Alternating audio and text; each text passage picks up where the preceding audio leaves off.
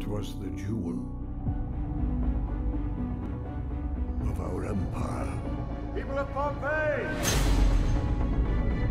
Let the games begin! A place of corruption. Kill them.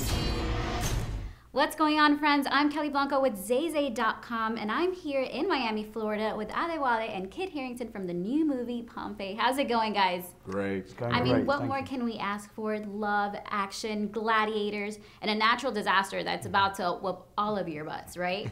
Tell us a little bit about your characters. I play a character called Milo. He's a slave taken from Britain, Britannia, and his family have been killed. He's dead set on vengeance, and he's fueled by rage until he encounters two people, primarily Cassia, who you can see me kissing in the poster, who he falls in love with, gives him a reason to live, and Atticus, who's played by Adewale, who makes him question his own morals in life and gives him friendship where he's not had it before. And I mean, you were determined to live since you were maybe, what, 4, 5, 6 years old? Yeah. That was crazy. Tell us a little bit about that, the beginning of your role. Yeah, so it's played by an absolutely gorgeous, sweet little boy who's much cuter than I am. And he did a fantastic job at the top of the movie. And then there's a time jump to me, and I think he should be fueled by his family's death. And it's there where you see his scowl right at the start, that you see that anger building. And of course, we all know you from Game of Thrones, but this is your first big lead role in such a big movie. How was that like? How was the choosing of this role? Like, why was it perfect for you? It was great because I mean it feeds into stuff I've done before and which I love doing, and I regard myself as quite good at, like sword fighting. And I wanted to do it because it was a lead role in a movie. I play a principal character in a TV show, but this gave me the opportunity to really test out the kind of things that I've picked up along the way in this kind of format. And I thought it was just an amazing, brilliant movie with everything in it. So I thought it was great. Now, did you know a lot about Pompeii beforehand? Did you read up on that? Was there anything about the city that you ended up finding out while shooting the movie? You know, obviously, growing up in Europe, I was aware of the phenomenon, but not to the extent that, you know, we've exposed in this movie.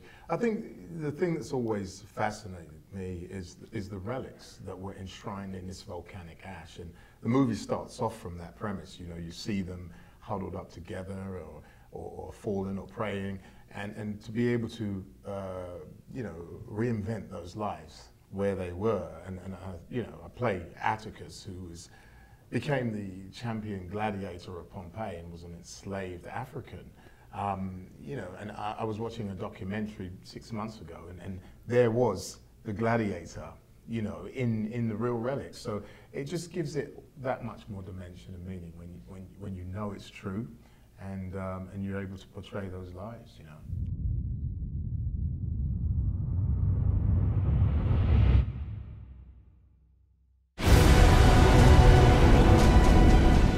Great seeing it on 3D IMAX. Absolutely amazing. Now, was there a lot of CG effects? Was there a lot of green screen, or were there sets being built? Because I heard there was like 30 sets that were built. Well, there inevitably in this type of movie, you're going to have to rely on CG. So there was quite extensive CGI, but what I would call very good CGI, because you can get very bad CGI. But here they've really united the balance between the drama and these strands of you know, Milo's character's quest for love, my quest for freedom, with this euphoric kind of like almost otherworldly eruption. And to see it in 3D, I mean, you had to do it in green screen, and it's challenging because when you're acting, they're just red crosses, right? You know, but that's our job as actors, and it's the fun part for me. How was the training process like? How did you train with a trainer? What was that like? How long did you guys train for?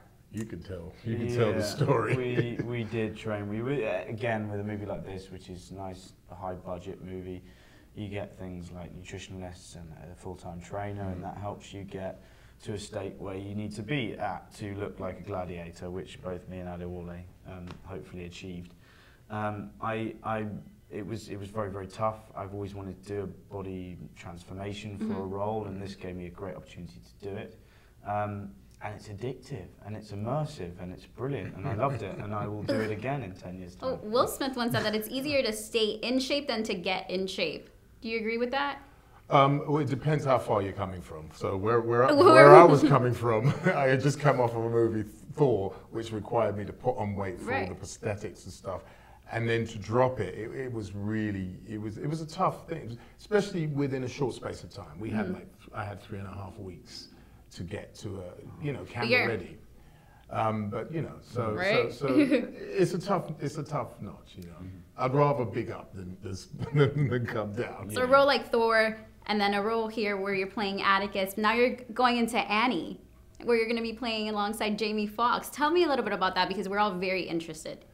Well, it's very different from Atticus wielding an axe. It's, I play Nash opposite Jamie Foxx's character, Daddy Warbucks, and he's his right-hand man, and he's very humorous and funny, actually, and you're going to see me get to sing and dance and see the child in me come out, so it'll be fun. Very cool, and it's safe to say we are all looking forward to the next season of Game of Thrones. Yes, it's a big season for And a big character. season for you, too. It's a big season for me, yeah. We finished filming it late last year, and it was...